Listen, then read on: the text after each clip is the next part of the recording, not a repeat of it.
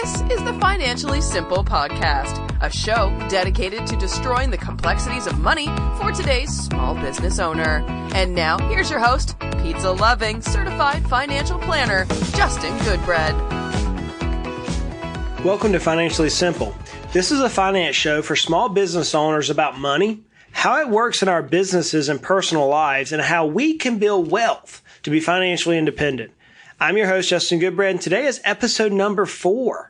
Today's episode is titled The Mastery of the Competitive Advantage. Henry Ford, to me, is one of the most fascinating examples of our time on the subject of competitive advantage. It's intriguing to me because Henry Ford is not the inventor of the automobile. Now, many people believe he was, but that's not the case. He did not invent the first car. He invented something totally different. And that is what led to his success. He invented the assembly line. This was his competitive advantage. And because he had this competitive advantage, here we are some now years later, decades later, we still know Henry Ford as the inventor of the assembly line. It led to his success. So I read a quote that said, to be successful, you need to be able to articulate the benefit you provide to your target market that is better than the competition. It's interesting. That's the pure definition of the competitive advantage. Even further, a business with a competitive advantage will often bring a higher multiple in the business valuation. So the whole premise of this 40-day series is to grow a business to sell it at some point in the future where we have the money we need to retire or the money we need to do whatever it is we have on our hearts. Those businesses that have a competitive advantage bring a higher value. The multiple is higher, thus resulting in a higher value for a sale. Competitive advantage is what makes you in your business better than your competition. And your customers are the one who's thinking that, not you, not me. So what is it in your business that your customers say, this is why I'm willing to drop my dollars here? I was talking with a client of mine just this morning, and we were talking about not exactly competitive advantage, but we were talking about why we choose to put our dollars somewhere or the other. And I gave the example of Chick-fil-A. So for those of you who maybe don't know that particular restaurant, it's a restaurant here in the Southeast, and they have one of the best chicken sandwiches. I'm telling you, it's going to be in heaven when we get there. This chicken sandwich is outstanding. And it's not really the chicken sandwich, which is really good. It's not even the cool waffle fries they have. What's interesting is their competitive advantage. So let me show you how I see the competitive advantage of Chick-fil-A. If there is a McDonald's and a Chick-fil-A on the exact same opposite street corner in your town, more than likely there is going to be a line in the drive-thru at the Chick-fil-A. So much so that in our town, right down the road from my office here, there's a Chick-fil-A, and they will have attendants outside before you ever get to the drive-in order window. They'll have 2 or 3 people there checking your order and paying for your meal so that you can drive nonstop around that building and literally just reach out and grab your food and almost not even stop the car. That's how fast they are at the Chick-fil-A. If you look at the McDonald's directly opposite, it's not the same. Now, there are people in the drive-thru, but it's not moving at the rapid pace. So why is that more people would go to the Chick-fil-A? Well, could it be that whenever you go there, they say, it's my pleasure, as opposed to, do you want fries with that? And I'm not knocking the people at McDonald's at all. I love the double cheeseburger from McDonald's. Quarter pounder with cheese?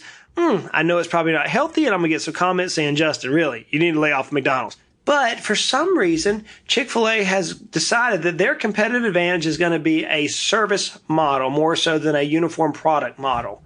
Now, I'm not knocking either one of these restaurants or establishments. They're great establishments. I like them both. I eat at both of them. But what is it in business that causes us to choose someone? Let's move it outside of fast food, and let's go into like a technical company like BMW or Tesla. Both of those are car manufacturing businesses, and they both have a design competitive advantage. Then you go out of the cars who maybe have a design competitive advantage, and then you go to Apple and Samsung, who seem to be the epic battle between Android and the iPhone. They both are re-engineering and developing technology from others. They take other people's technology, they re-engineer it, and then they have a distribution method to get it out there. Apple has an unbelievable following. In fact, if you ever say anything about the iPhones, you're going to get nasty grams. I have a Samsung. I use an Android. I think smart people use Androids. Okay, I opened myself up. Y'all send me an Instagram, tell me that Justin, you're crazy. Only smart people use iPhones. We can have that battle. I have it inside my office all the time.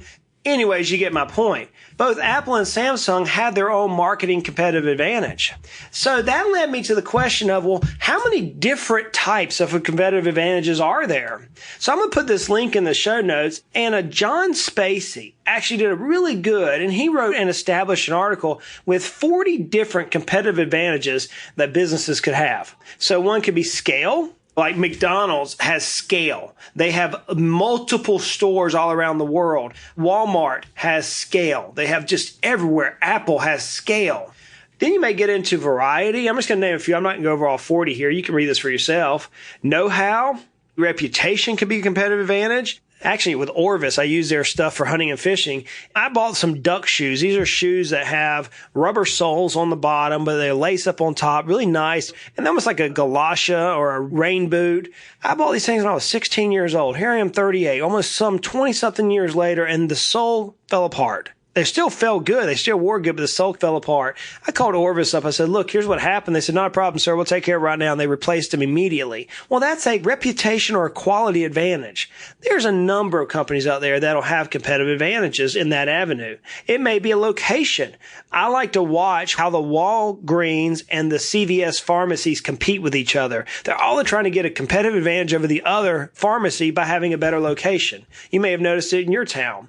There are many competitive advantages out there, but what are the 6 most common competitive advantages, and how can we incorporate those into our businesses? Again, remember, the whole idea is we want to build it to sell it. How does this work? Well, one of the very first competitive advantages that we can use is the people.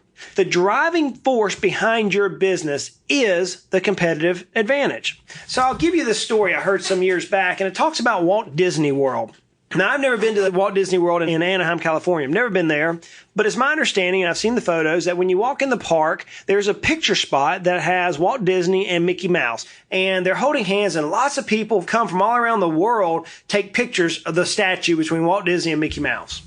There's a story I read about this young family who walked up to that statue and they beheld some men who were simply there sweeping up rubbish. And this young family said, hey, where is, and they named a particular attraction.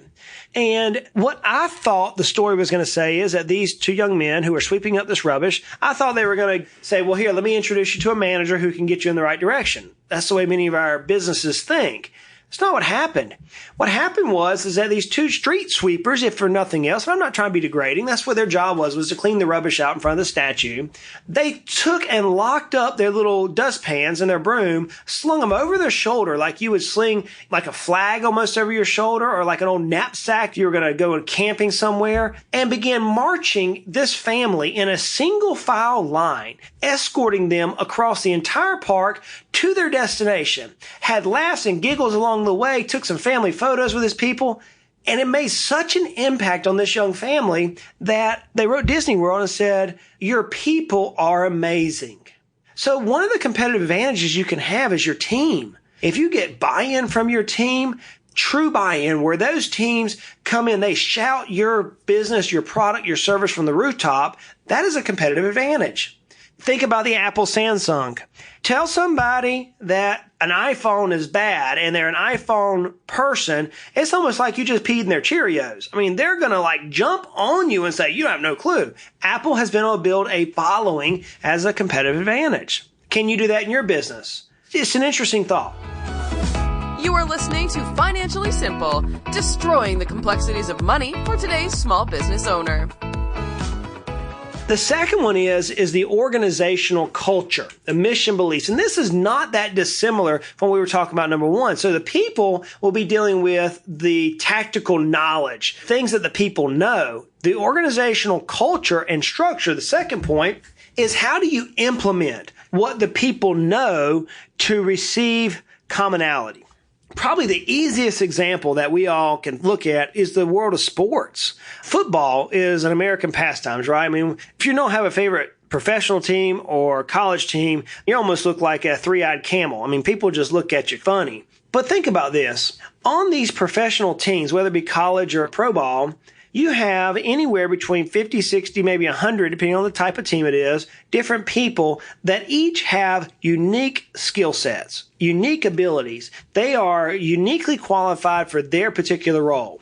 But in order for that organization to win their goal, which would be the championship or the Super Bowl, the national title, in order for them to win that goal, they have to make sure the team is functioning as one living unit. And in doing so, whenever one team member gets hurt or one team member isn't pulling his weight that day, another person can slide in for the common good of the team. That's organizational culture. It's very difficult to make quick changes to our organizations and changing the culture. This is not something which is very trite in nature. It's something which takes us many, many, many months and many times years to accomplish. The bottom line is that in order for the organizational culture to be a competitive advantage, you have to be intentional about it. There have to be intentional. But that brings us to number 3. So we're diving down here in the way a business works. The third competitive advantage that most people will identify that will help you build value in your business is the processes or the processes, depending on how you want to say that, and practices. So these are the things that makes it difficult for competitors to replicate. I don't think it's very difficult for someone to make a chicken sandwich. Don't think that's difficult at all. I think it's very difficult for someone to replicate the process of the Chick-fil-A chicken sandwich delivery. Let me give you a different example. I don't know why I'm on food today. It's just where my brain's at. But I grew up in a small town called Brunswick, Georgia, just between Savannah, Georgia, and Jacksonville, Florida. And in our small town, there was this little place, Willie's Weenie Wagon. And as a kid, I grew up, I'm talking about 30 years ago, I can remember Mr. Willie and his wife, they had a little small shack and they made hot dogs and they made hamburgers. And this was an old man. He just poured his lifeblood into providing good food. He was very friendly, great guy. Now that he and his wife have since passed and now it's being ran by the next generation. But Willie's Weenie Wagon has a pork chop sandwich. And this pork chop sandwich is covered with onions and mustard and all sorts of goodness. I'm talking about tongue beat your brains out. Let me get everything down fast enough goodness. The process to make that sandwich is unique. In fact, it's so unique that Willie's Weenie Wagon on the side of their building says, if you can find a better pork chop sandwich, we'll give you $2,000. They put their money where their mouth is. And because of that process to create that little piece of heaven here on earth, they have a competitive advantage that no one else in that area even attempts to make a pork chop sandwich. It's so much of a competitive advantage that places around the country, these TV shows, go and do grading schedules on their pork chop sandwich. Perhaps you know of a place near you, a little food establishment thing. I just think that's interesting to me that we can take something as simple as food and make a competitive advantage about it. But yet when we get into the world that we operate with most of our businesses, we say, well, it's hard to do. Well, it's not. We can create processes and practices in our business that makes it difficult for competitors to replicate. You can do that. The fourth competitive advantage that many people will utilize, perhaps you're doing this already, is the products or intellectual property. So an iPhone is very difficult to replicate. Well, Samsung tried and they ended up getting sued and lost, as we all know. But there are certain things that it's very difficult for competitors to replicate. So the product itself. So if you can develop a product, if you can develop intellectual capital. So I'm in a world that I have no product, so to speak. I mean, my product, I guess, is the podcast. I'm sure somebody can listen to my podcast and duplicate this. Can they get the same intellectual capital I have? Probably not. Well, why is that? The reason for that is I have 38 years of very different experience. Can I duplicate somebody else's intellectual capital? Probably not. We're going to have different life experiences that bring us to this point. So in your business, is there a product or is there a system? Is there sort of an intellectual design that you can magnify that your competitors cannot easily replicate? That is where you want to focus on. If you can focus on that underneath your product's intellectual property, you can drive value and you can increase the value of your business.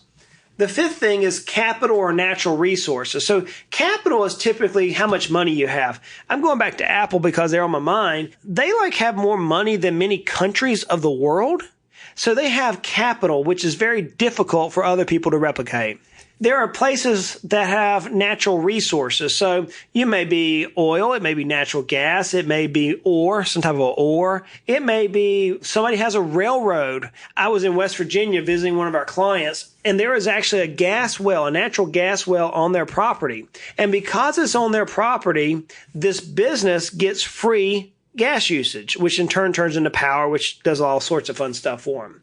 That is something that no other business can replicate. So that particular business has a lower cost of service compared to the competitors, significant enough that it's going to drive the value of the business up a little bit more. So maybe you don't have a natural resource, but maybe you do have some capital. Maybe you have a social capital issue, social capital being that you have a good name in the internet world. Maybe you have 200,000 people who are following you on Twitter and they're just hanging on your every baited word to tell you what to do. That's a capital issue that you can face. So the sixth one is technology. Technology first came about during the Industrial Revolution. And go back to Henry Ford. He had technology, not in the fact of how to build the car. Everybody could duplicate that. He created the technology of the assembly line and how to make it efficient to produce more widgets in a shorter period of time. And technology today is ever evolving. I mean, it's like every time I turn around, there's some new technology that's just mind-boggling to me. Or even like this newest stuff with Bitcoin and the way that we use now the cryptocurrencies. Do you happen to have the ability in your business to create a technology that none of your competitors could easily replicate? If you could, then you have a competitive advantage. So let's wrap it up. What am I getting at? If we're going to this march to try from this 40-day march of getting our business ready to sell and selling our business, and we're trying to drive maximum value, one of the biggest things that we can do to drive maximum value is to have a competitive advantage. It gives us so much more valuation. It's called a multiple. We'll do that later, but it adds a greater multiple, which in turn gives you a greater price point in the sale of your business. Remember, the harder it is for your customers to leave or the harder it is for your competitors to duplicate what you do, the more valuable your business. So how do we achieve that? We achieve that through competitive advantages. So guys, that's it for today. Justin Goodbread, Financially Simple. Look, as we always say, life is hard, life is fun, life is difficult. Money certainly doesn't have to be, especially for us business owners. Let's continue to make our lives at least financially simple. Hey, y'all make it a great day. You have been listening to the Financially Simple podcast. The information in this show is for informational purposes only. This show is not investment advice. Instead, seek help from a competent financial advisor. Justin Goodbread, CFP, is an investment advisor representative of Heritage Investors, a registered investment advisor.